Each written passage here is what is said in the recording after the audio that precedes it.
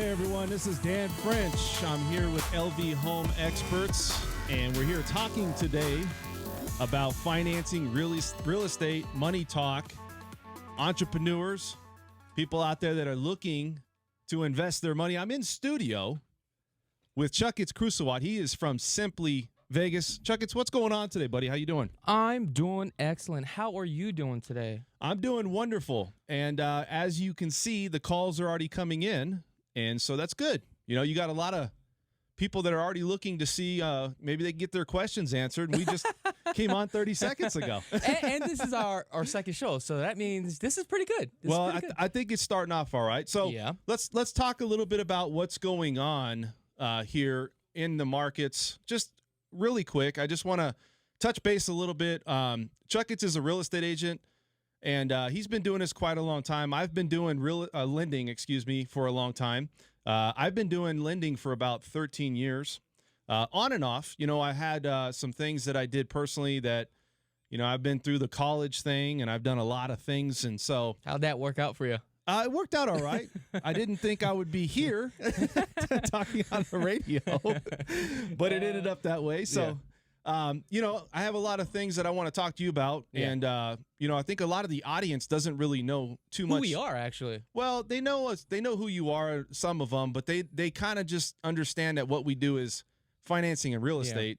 Yeah. And, you know, what I want to say is a lot of times people don't really take the initiative to find out really about who they work with. Yeah. And also what is the importance that somebody has. You know, I was looking at this today. You know, it's really important that people understand that everybody's important. Mm-hmm. They have to feel some sense of importance in anything in life. And I think when you look at some of the things that we do with what we do as far as the financing world or the real estate world, we really want to make sure that every client has a different world they come from, but that they're important. You know, they're important in what they're trying to accomplish. We make them and try to make them important. I think any walk of life, they want to feel some sense of importance. Well, keep in mind, not everybody gets a trophy, okay? Hey, but you know what? They should feel that maybe they have opportunity to get something. Well, everybody has an opportunity. They do, but I think it's like this. You know, you go into it, everybody wants to feel that their needs are met. Yeah. Everybody wants to make sure that they're getting the right information, that you truly care about what they're doing. I mean, a lot of financing and real estate in this world that we live in, it's really just about people thinking that lenders are just an abundance, which we are. We have a lot of lenders out there, a lot of real estate agents out there. How many licensed real estate agents are there out there? Believe it or not, we went from 18,000 realtors to 19,000, believe it or not. Wow. Then less than 19,000. Now, that's a lot of realtors, man. Let me ask you this. Is it because the growth here is growing? And so as just law of averages, if you have more people moving to Vegas. Yeah, we're about to hit 3 million people. But I mean, think about this with 19,000 agents, but I would say probably about 75% of them will only probably do 1 to 0 deals a year. Well, why is that? Well, because a lot of people think that, you know, you get into real estate and you sell a couple homes to friends and family, and you thinking you're running a business, but at the end of the day, you're really running a real business. It's an entrepreneurship that you really have to have. Yeah, I was. Not everybody's cut out for it. I was talking to a real estate agent, so you're not the only realtor I work with, Chuck, unfortunately. And you know what? You're fired. I'm done. I'm out of here. So I was talking to a realtor, though, and as I go by, you know, I always walk in sometimes, and I kind of want to paint this picture. You know, it's like you walk in to these open houses. And I used to see a lot of cars out in open houses. So if I'm driving somewhere, as a lender, it's good practice if you're somebody that's in the business. You walk in, you maybe hand your card out to somebody, and you go through the process of meeting that person. And so recently I met a realtor, and they just got started. Now, they have a lot of history, sometimes having a business background, maybe going through and you know, owning a business helps you as a realtor to start up and get going because you know what's going to be involved. But this person just started out, and he's about 7 months in the business, and he's telling me, man, this is tough. You know, it's just it is. It's not easy. How do you make ends meet on this? You know, so you don't. Well, you did it. So explain how you did it in your own way and what challenges that you faced Because if you could do it, I mean, others can do it, but Yeah. it's not an easy road. No, it's not. What it really comes down to is just hard work and tenacity. Now, when I got started when the market crashed. Right. I didn't know any better. When the market crashed, I was coming in, and I remember the first brokerage that I worked with. Cool dude, cool broker. And he said, look, Chakits, if you can weather out this storm, if you do what I tell you to do, when the market is good, you're going to blow up, okay? The first year was the hardest year in my entire life. I mean, we're talking about homes were only $150,000, where homes now, Wow. the median price point for a home, right, is about 160. I'm sorry, the average now is 360,000. But during that time period, I mean, we had over about 18,000 banked-owned properties on the market. They couldn't give it away. I was trying to push and say, hey, buy now, buy now. A lot of people follow the mass and the herd, right? I was going the opposite direction. Well, you went against the grain. Yes. So I guess what you're looking at is there was probably a point where you wanted to give up at this real estate thing, right? Did you ever think about it? You know what? I had the tenacity and drive, and I knew what I wanted to become, and I knew that this was going to be the source of my financial freedom. Okay.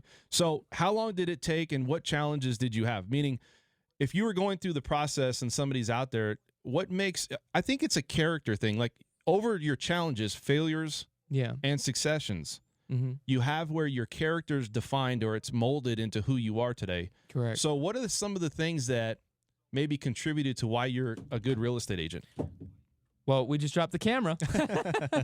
I think what it is, it's, you know, how I was raised, you know, where I was brought up, you know, didn't have anything. And it's like, we knew that hard work does pay off, and you have to have, you know, a goal set, right? Okay. And you have to have a vision. You have to have that motivation. Some people have that fire in them where they have something that they want, but they know that I got to do everything in my power to make it happen. You're a good delegator. That's, you know, I see it right now. I mean, you're a good delegator.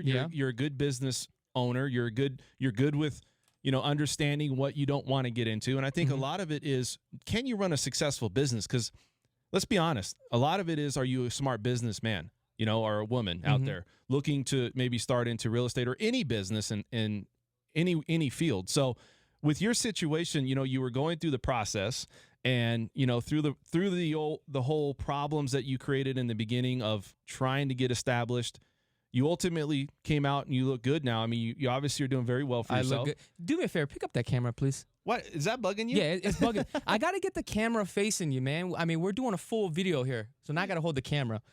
Okay. What was your question?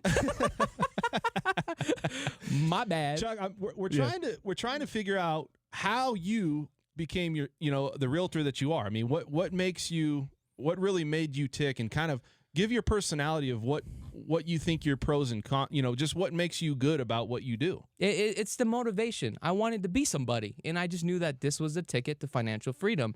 Like when I first got started into real estate, I'm going to tell you this whole story, okay?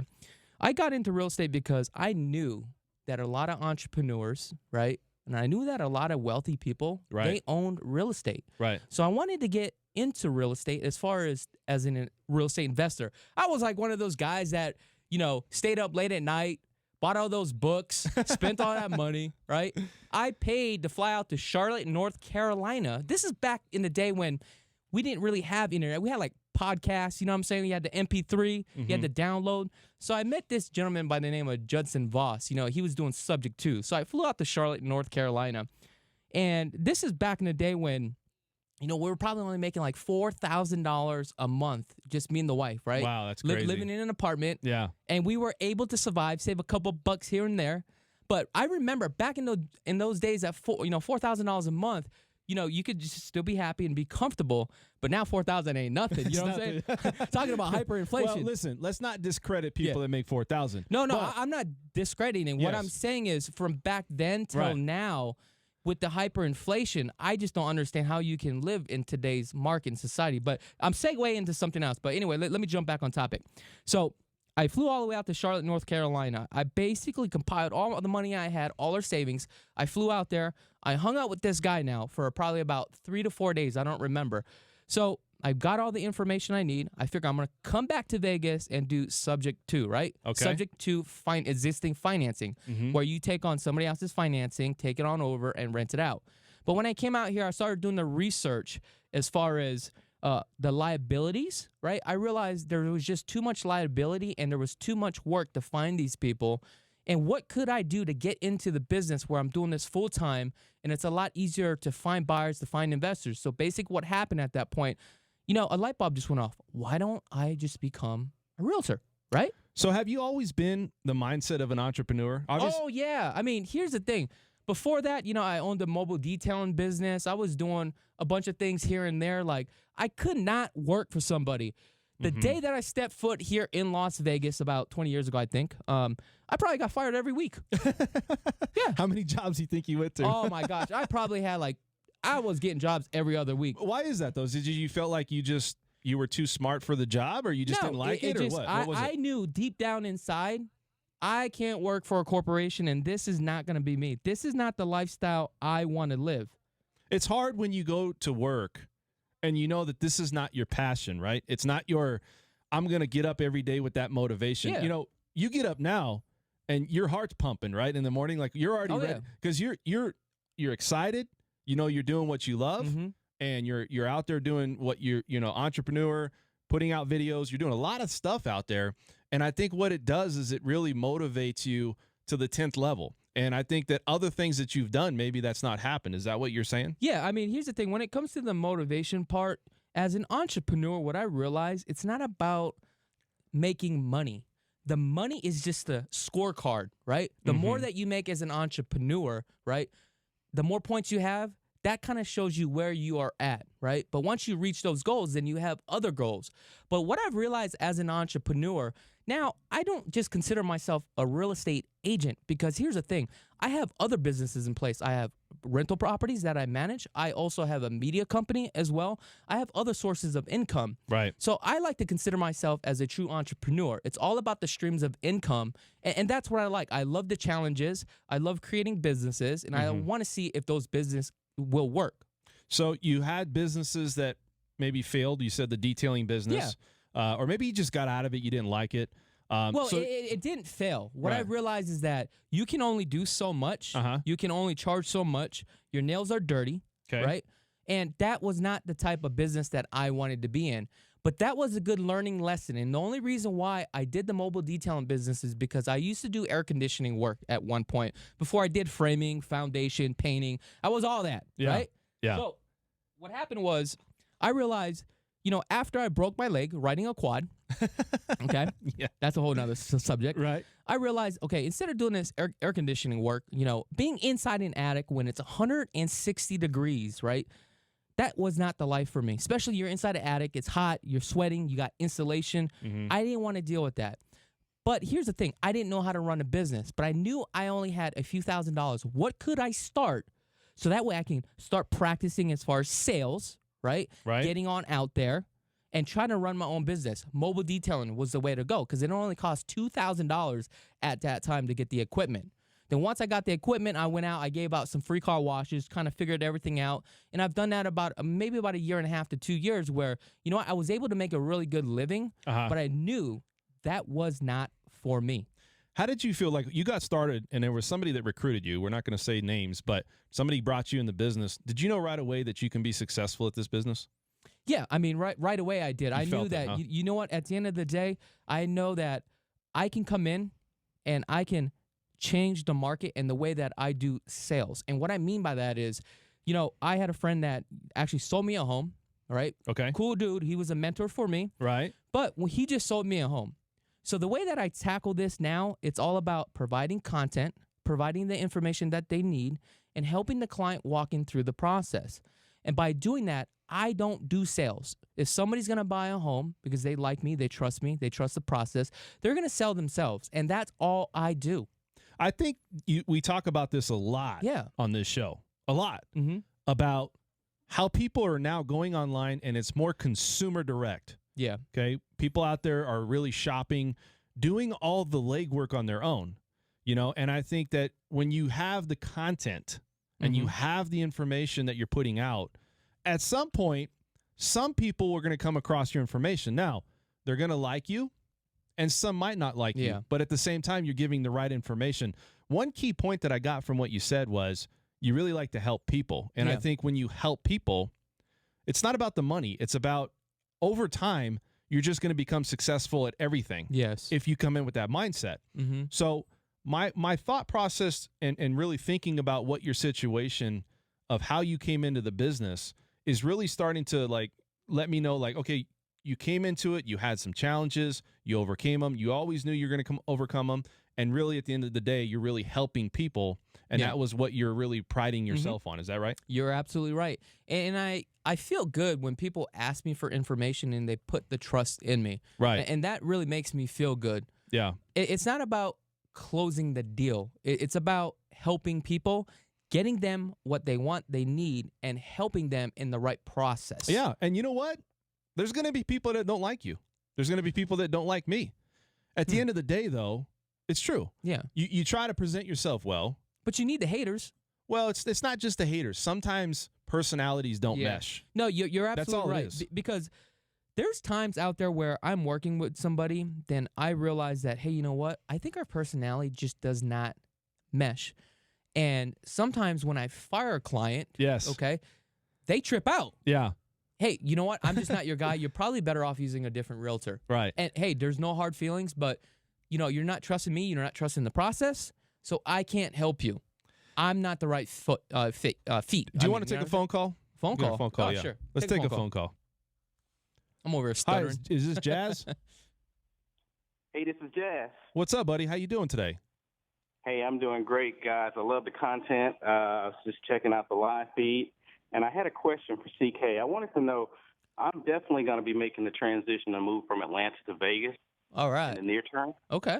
And from what I'm seeing, the hot areas now are Summerlin and Henderson. I was just wanting to know if you guys, what was your opinion of the next up-and-coming area in Vegas beyond those two?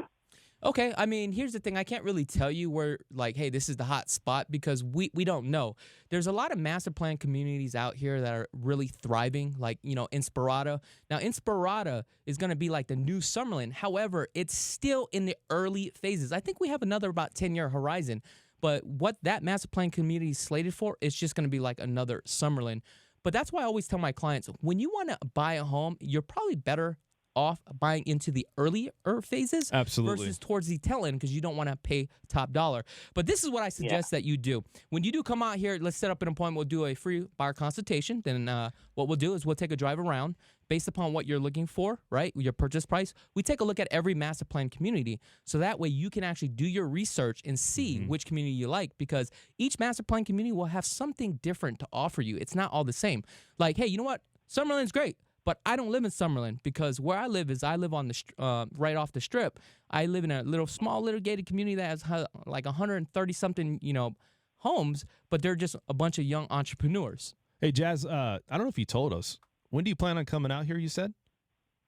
Yeah, so my timeline is probably 18 months. I got some things I have to sew up here, kind of get my daughter out of school. Okay. And after that, I'll be able to make the transition. Okay.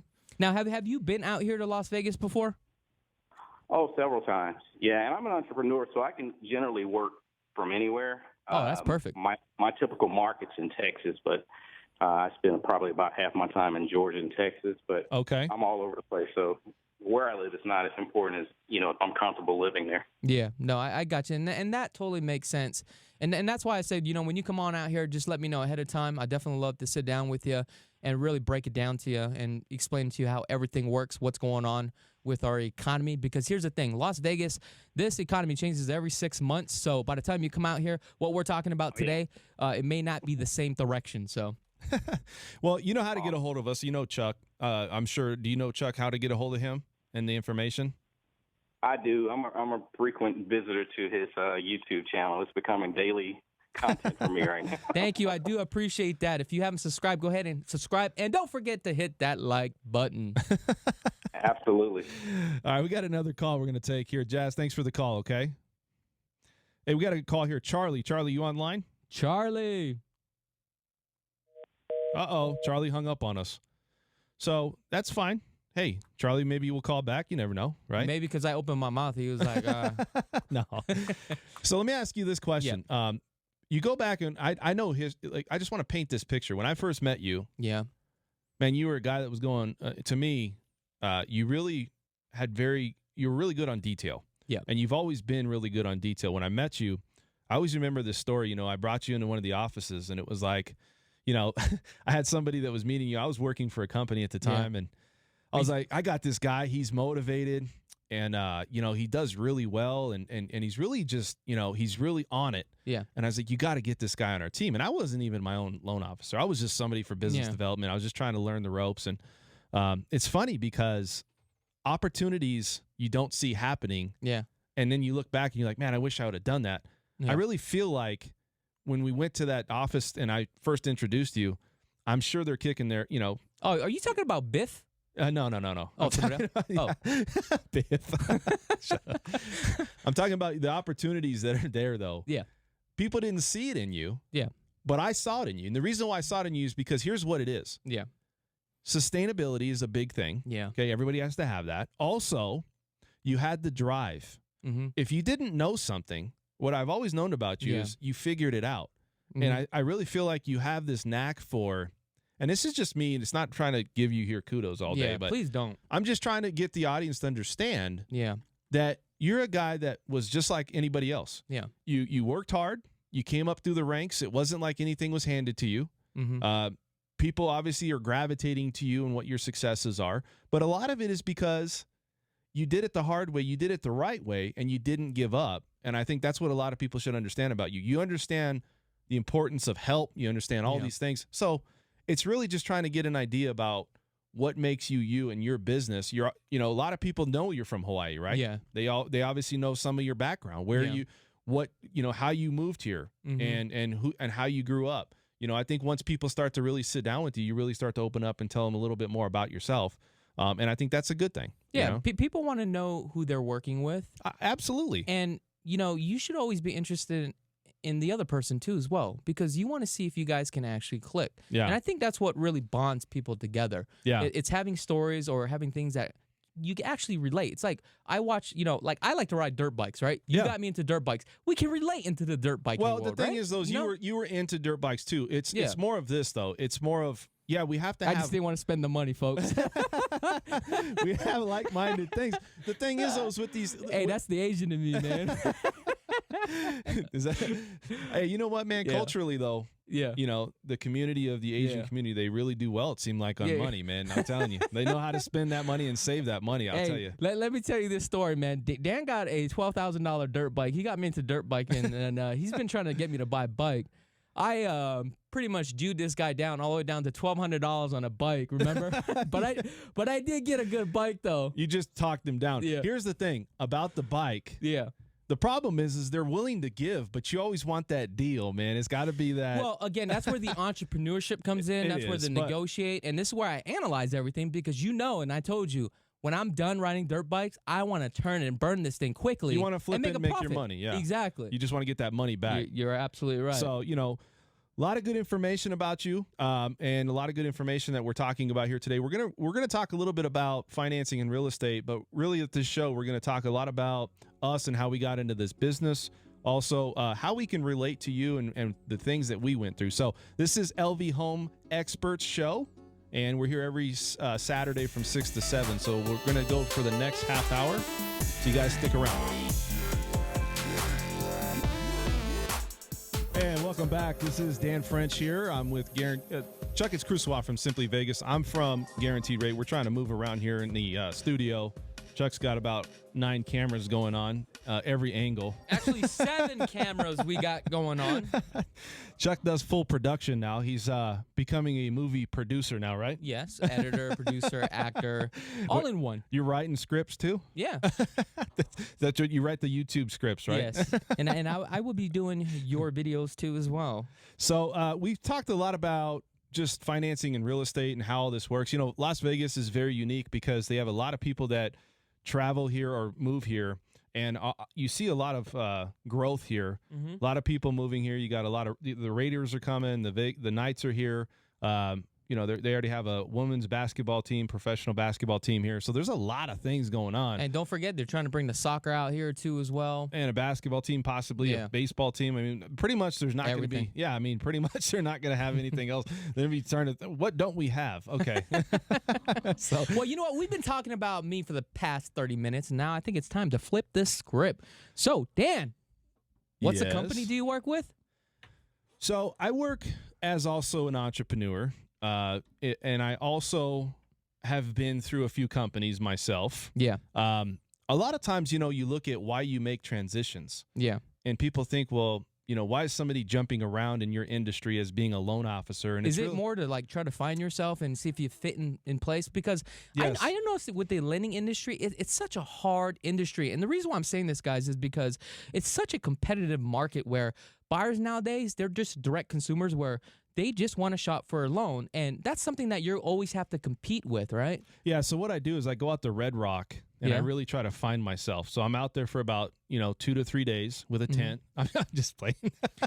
Okay. I used to go with this. Okay. So, whatever's, but go ahead. What I'm saying is that I really try to find my niche or my position of being comfortable. There's a blend of things. Yeah. Right. And so what I do is I really look at companies on rates, fees, and we talk about this a lot. Now explain that. Okay. So let's start off with rates. So if you're a lender and you're shopping around for the company, now I know a lot of companies, they, try to gas you up and be like, yo, this is the place to work and all that. But obviously, because the consumers are so focused on rates. So as a lender, when you come in and you try to find a company you want to work with, let's talk about how do you negotiate that, because there's points involved, right, of how you make a commission? Well, there's points, but it's also everybody's rate driven. Yes. And I don't like to discuss rates because it's so volatile and it's so different for every single person out there trying to buy a home that a lot of times when you quote rates, people get in their mind that this is what I'm getting. And then I'm stuck trying to convince you that, hey, you know what? Your credit's not that good, or your compensating factors aren't that good. So you're not going to get that same pricing. Yeah. And so a lot of times when you see people come in and they're looking for that best rate, sometimes I can give them a pretty good rate. They're going to shop sometimes, but ultimately what you're looking for is a blend. And we talked about this is the lowest rate for you. Yes, we want that, but also take in consideration, what is the fees the company's charging you, right? Is it a point? Is there processing, underwriting? Is all these things, on your loan estimate? And you have to really look into that. The big question I always get is, what's your rate? Well, what about what's your rate and what's your fees? And what's your service like? Well, service, you know what? No, that is important. And let me tell you why, because you have to get the deal done. There's some lenders that I've worked with that they pitch a good game, but then you go through the whole process. Now we're paying a per diem. So that's why you have to, like you said, you have to have a blend. I think it's not always about, cheaping out. You know what I'm saying? Well, consumers, though, they're looking at consumer direct. Well, that's where you're going to start. Well, here's the world we're in now. Yeah. The world we're in now is people go online and they start looking around and they want to do the legwork themselves. Yeah. At the end of the day, if you put out the right information and you don't feel too pushy, right? You're not, it's not an info commercial. They might gravitate to you and call you, right? A lot of times, though, how many people really go out there and say, I'm going to go search for a lender first before they start looking for a home? Probably very few. No, because you have to understand an average person, if they are interested in buying a home, the first thing they're going to do to get motivation is to go online to look at homes. So their first contact would be a realtor. Yeah, but you have to also understand that what if you're looking at a home that you cannot afford? You're absolutely right. And that's where when you run across a realtor, they're going to educate you. You're going to have to lay down that foundation by speaking to a realtor first. So I got into this business roughly 13 years ago. I've done my share of failures. I've been up and down with things that I've done in what I do here. I was in college going in my early years. I really didn't know what I was going to do. And somebody came and they put a card in my pocket. What do you mean they came and put a card in your pocket? Well, I'm going to tell you. So I'm at a wedding, and they came in and they put a card in my pocket, and they said, listen, you got all the tools. I want to talk to you tomorrow. What do you mean you have all the tools? Like, how did he know that you had the tools? I'm going to explain. So I'm sitting here dancing on a floor. Let me host this. I'm asking you the questions, okay? Okay. So how did this guy know, like, hey, you have all the tools. I'm going to put this guy's card in your pocket. So we had a conversation. I went to a wedding, and a very nice wedding setting. Yeah. It was just beautiful. It had like a lake outside, and everything was really, really nice. And so I sat at the table, and I really feel like sometimes things are meant to be. Now, he didn't see all the potential in me, but he saw enough. So we had a nice conversation. It was more about, talking across the table. Hey, what do you do? And I was like, well, I'm in college, and, I'm really trying to find my niche. And, I went and I started working at a collection company for banking, for credit cards. Oh, man, it was the worst. So I started doing that. And then he comes up to me as I'm dancing on the floor, and I was having a good time. And he goes, hey, you know what? I liked our conversation. I want you to call me on Monday. And I said, okay, let me do that. And I didn't know what it was about. And were you still in college at this time, or you got out of college? I was in college. I went to college in California. I'm from Ontario, Ranch Cucamonga area in California. And I actually went to school at Colton High School. You'll see that. And so I really moved out here for opportunity. Yeah. And I said, well, I went to college there for a couple of years, and I came out here. And I think I was 3 years in, and what was crazy about it is they wouldn't transfer my credits here. So I was a little bit bummed about that. So I started over. So I was in college here for a couple of years. So at this wedding, he comes up and he tells me these things like, hey, you know what? I want to talk to you. So I come in on Monday to this office, and I'm sitting there like, what is this place? What are they doing here? I'm just looking around, and everybody's running past me. What did the card say? Well, again, I'm going to get to that. So he put on there that he was a mortgage banker. Well, at the same time, I didn't know exactly what his detail of work was. I didn't know what he actually did on a daily basis. Now, I understood it was something with loans, but I didn't know what his role was. So when I got there, it was during the frenzy of all the, 2006, 7 situation where everybody was just anybody can get a loan. We talked about this. I got clients telling me today that, man, it's so much harder to get a loan now. It's not harder. It's just you got to have your ducks in a row. But it's just the fact that when it was 2005, 6, and 7, everybody was just giving loans. So I'm going through this office, and I'm walking back, and I finally meet him, and he's like, you know what, sir? He goes, son. He called me son too. It's kind of weird, but he goes, you got all the benefits and all the opportunity to do what you want here, because I see a lot of you have a lot of tools to do this job. So, anyways, long story short is I got started at business development. I was out there grinding. What I did on a daily basis was go and try to meet real estate agents. That's what everybody said to do. Go try to meet real estate agents, try to build a book of business. And I'm telling you, man, it was one of the toughest things, because you meet realtors, especially when you're this, a year into the business, they just tell you to go pound sand. It's like if you had a lender call you today, Chuck, what would happen? Would you really take that call, or would you be like, well, I don't know. You're too. What happens when that happens with you, where they take? I just take their card and just move on. If we do business, we do business. But it's hard, right? So it's hard for them to get past that door, and that's what I was trying to do. So a long story of it all is that I really got into a position to start doing this on my own.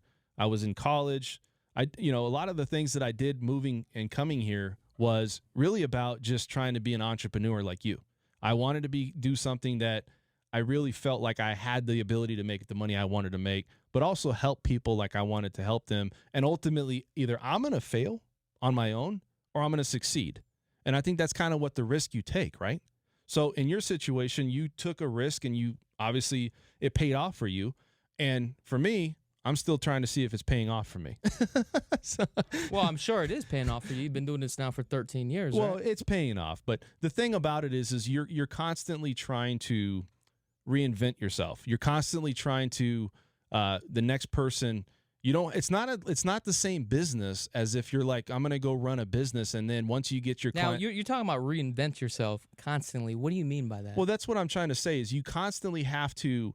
My rates are good. You have to constantly monitor the market like any business. But if you have a business, let's say you're doing, I don't know, some type of, like you said, the detailing business, or you're doing some type of clothing business.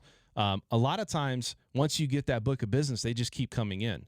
And I get referrals and people that work with, but the problem is it's always sporadic, and you get it from different places. So you constantly got to keep planting seeds is what I call it. So I'm always out there.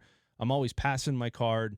I'm always, you're a loan officer's world is you're as good as your last loan. You could close 15 loans with somebody. You have something go wrong one time, and you're just the worst person. And I understand. And the severity of it is it's a high risk, high reward job, but if something goes wrong, you're the one to blame. And you're also going to be the one you got their money at risk, which is the consumer out there. Yeah. So for me, it was definitely a learning curve to really understand the business, understand how to be profitable, but also understand how to help people and blend that all together. Because a lot of times in this business, people, when you get in, they don't want to teach you how to become successful. And I don't know if they know how. It is an entrepreneur style. Well, didn't you learn with somebody? Didn't they take you through the process? To a point. But I've seen other situations where they don't want to teach you certain things and you have to learn it the hard way. And it's because I didn't give up and I didn't say, you know what, it's too hard. Because you got to realize at some point, if you break off in this world of what we do, you're now a competitor. And if you're a competitor, now you're competing against that person. So a lot of times they just wanted to tell you just enough when you got into the business, and then you had to learn a lot of this the hard way. I was there grinding on Saturdays, right? So making phone where calls. Did you figure out when you were working with somebody, hey, I'm going to make a shift, and I'm going to take the leap of faith and actually become a lender, and I'm going to do this on my own? What was that turning point? What was that mindset at that point? I think the mindset was I looked into everybody and what they were doing, and I'll tell you, I outwork everybody. Yeah. And I'm not saying you are a hard worker. I'll tell you right now, you might be smarter than me. That's the only reason why I'm messing with you. You might be smarter than me. You might have certain things that you have over me. Yeah. But you won't outwork me. Yeah. And I'm going to tell you, I'm always somebody that goes into a situation. If I don't know something, I'm going to stay on it until I figure it out. Yeah. And it's my drive, kind of a similar personality as you and I. And so I think that's what's sustained. We talked about this in the beginning of the show, sustainability. Yeah. This is sustaining our livelihood. And it's because we went out there, we took a risk. But like I said, in this business, it's a very cutthroat business. When you talk about lending as a whole, you have cross-referencing. If, you leave a company, they're going to keep that database and they're going to say, you know what, I'm going to market to your database. Yeah. I don't think that's ethically good, but they'll do that. Why? Because they feel like they own that. And I think there is some ethics that you don't want to cross, and I've never crossed that. Now, what about accountability? What holds you for accountability? Like myself.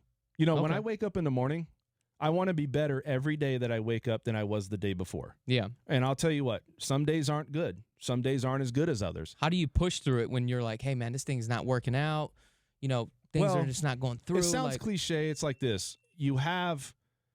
When you have the negative things go on, you're going to remember the negative things than you are the positive. And so you're going to learn from those experiences and you're going to push through those learning curves. A lot of times, I'll be honest, a lot of times I was like, first starting, even 4 or 5 years, and I'm just like, man, is this something I want to do? Because there's so many things that could come up through this process.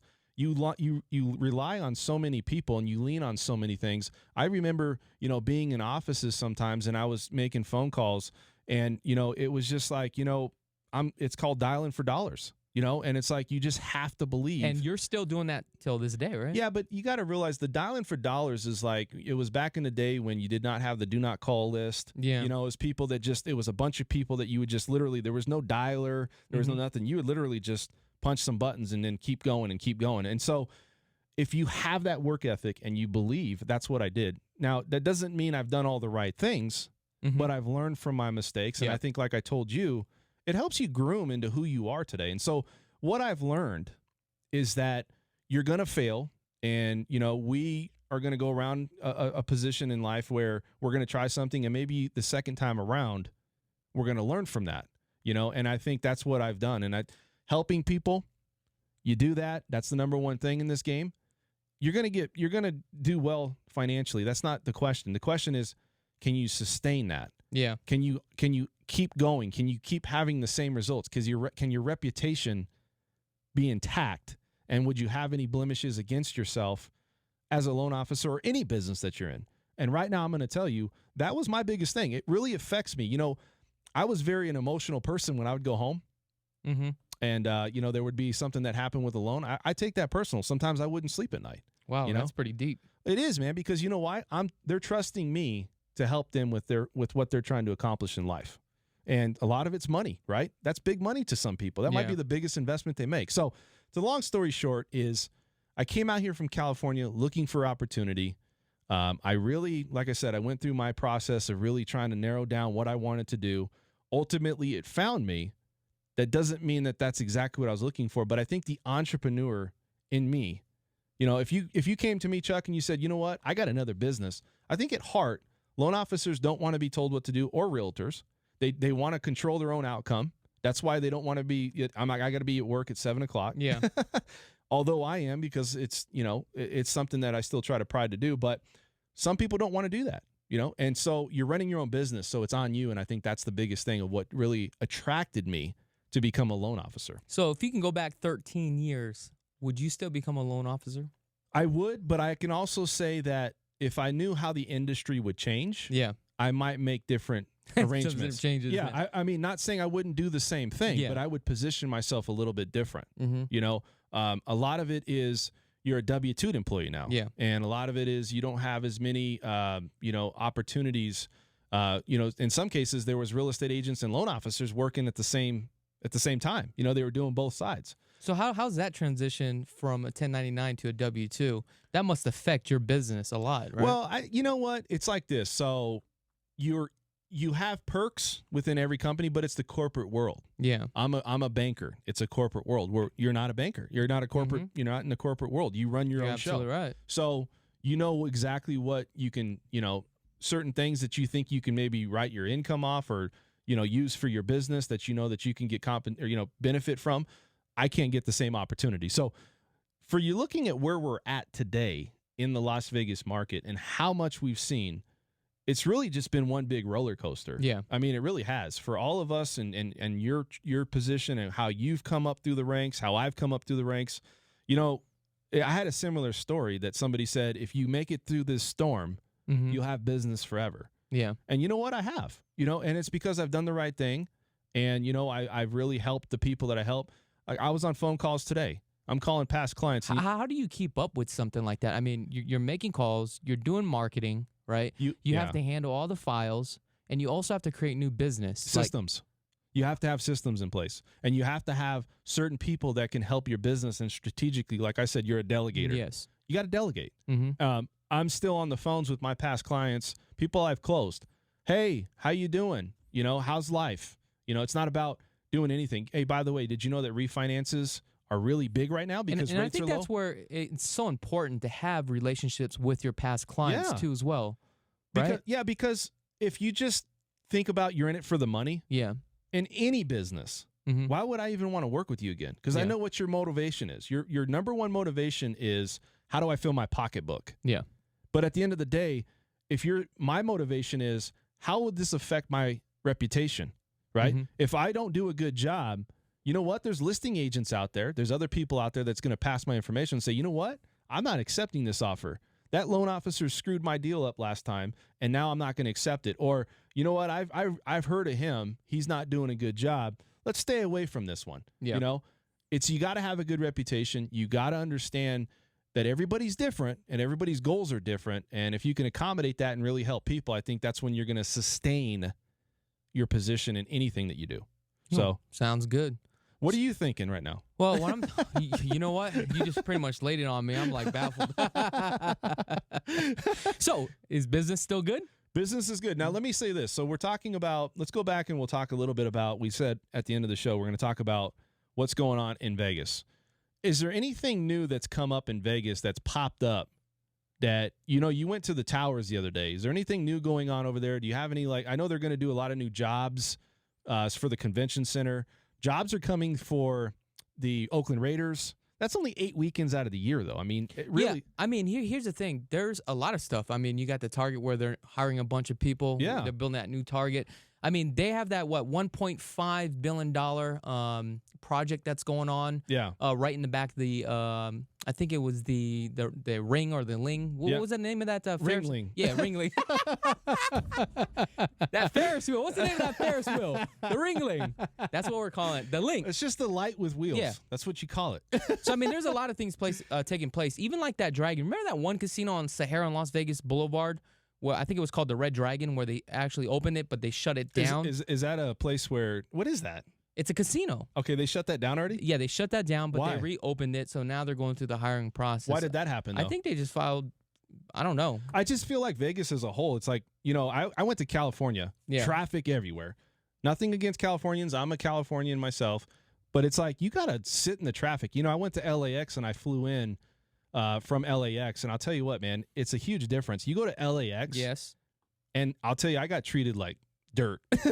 What do you mean? Well, I went in and I was checking my bags, and everybody that came out, they were late coming out. Yeah. They acted like, you know, you were putting them out. And then all of a sudden it's like everything around it, and nothing against LA, but everything around it would just, everybody's in a hurry. It's push, push, push. And then when you get to the McCarran Airport, it's like, oh my God, I'm so glad I'm home. You know, it's like that big of a difference. Huh? I love it, man. It's like, you know, I come up and you got the Uber or the Lyft, they come right up to you. Yeah. You know, and you go to the other one and it's like you're running through traffic to try to get to our rent-a-car, you know. It's just so much more organized, and it's and I hate to say it, but I feel like it's a little bit more clean in a sense of everything's new, you know, everything's modern. So it's like I love coming home to Vegas. What'd you fly on? I don't know. I think it was Southwest? United Airlines. No, I think it was United Airlines. I think. Well, our main pub is Southwest, isn't it? I think so. But the reality is like there's nothing like Vegas. Vegas has its there's nothing you can't do here. Yeah. You're out late. We were in California and I was out and we were trying to go do something. We're like, oh, we got to go home. It's 10:30. But here, people are going out to eat here, man. You know, it's like Miami. You know, it's like you go out and it's like 10 o'clock. People are just going to eat dinner and Well, they're it's just a 24-hour waking. town. They're waking up at 8 o'clock. You know, so it's just I love Vegas for what it is. And we have all different walks of life, you know, everybody in the hospitality industry. Yeah. Everybody out there, and you see like things popping up downtown. You go there all the time, right? Well, that's the thing about Vegas is like we always drive up and down the strip. There's always something new. They're building something, or there's something that's coming up. Yeah. And I think that you like to what do you call it? Cruise, right? You cruise down to the downtown or something. Just yeah, kind of no, check I it just out. cruise the strip, you know. You just cruise down, you check People it out. watch. You know? You see any weird people on the strip? Oh, I mean all the time, you know. I'm always pointing them out. Do you video them and take them off? You're like, dude, did you see this guy? No, I don't do all that, man. That's a waste of time. Well, it's funny though, because Vegas is you go down there. Yeah. How often do you go down to Vegas Strip? You live probably here. like once a week. You really? Well, I live off the strip. You know I that. go there probably once every 6 months, if that. You avoid it like the plague. Oh, I do, because I don't like just look. It's not that Vegas isn't great down there. It's just There's other things to do. well, there's besides other the strip. exactly. When you moved out here, it was like, well, there's a strip and there's a couple things. Dude, everywhere out here, if you're out here to move Yeah. to call this home, there's something out there for everybody now. Yeah. You know, and it's a really dynamic place to live, in my opinion. It really just you have a lot of opportunity with work. You know, our economy's thriving here. Like you go down the streets, all you see is construction. Everywhere you go. Especially the 215, wherever you're driving, there's like new houses being built, high rises, Everywhere. condominiums. It's just crazy. It's everywhere. And you know, it's funny. I was driving and it was like they were doing some type of construction at like 2 o'clock in the afternoon Yeah. off of a main street to get off the freeway. And I'm just like, couldn't we do this at night? You know, like it's just maybe they don't have time. Maybe it's just busy at night too. I don't know. But, you know, at the end of the day, we're in this business. We're in the trenches. You're constantly on the move. You got a lot of things going on. Clients could find you pretty much anytime. If you put Chakits in, first off, how unique is that name, right? If you put Chakits I think it's the only name in the world. I'll tell you, you're probably going to find only one Chakits in Las Vegas. You know what I mean? Yeah.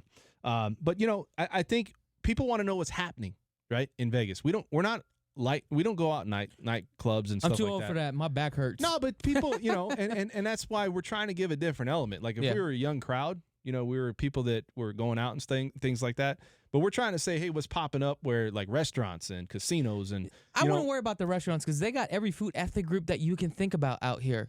It's just not only about let me the say strip. something. I'll tell you one thing though. California, Yeah. I think has got us beat because yes, we do have everything, but man, there's some ethnicity out there. Like they got a lot of people with a lot of different foods. Yeah. I mean, there's a lot of things out there that you didn't even know existed. I mean, Really? we were driving and it was just like, man, what is that restaurant called? Like, what is it? Like, what type of cuisine is it? You know? So anyways, do we have a call? We had a call. We had a call or we have a call? We have a call. We're going to take this call. No. Okay. She hung up. So what we'll do is, you know, next week we're going to be here. We're going to talk a lot about just really what's going on here locally in Las Vegas. We also want to hear from you guys. If anybody out there has any questions concerned about financing or real estate, LV Home Experts is where you can find Chakits and myself. LVHomeExperts.com. That's a good starting point to find a home and find Chakits, right? That is correct. And if you have any questions regarding financing, just visit lvhome.com. Just click on the financing. Go ahead and just type in your question for Dan, or just give him a call direct. So that's it, guys. If you guys want to tune in next week, we'll be here again Saturdays, every Saturday From 6 to 7. And 6 to 7. 6 to 7. And you know what, Chuck? It was good to finally get to put a little bit more light into who you are. Yeah. I think people out there just kind of want to know what you're about and what we're about. I know it sounds cliche, but It does. I think you really start to see that we really do care about people. Yeah. And that's really the reason why we got into this business, honestly. I mean, we're entrepreneurs, but we really like to help people. So, again, this is Dan French. I'm with Guaranteed Rate. This is Chakits Krulsawat. He is from Simply Vegas. And we will be back here next week from 6 to 7 every Saturday on KDWN.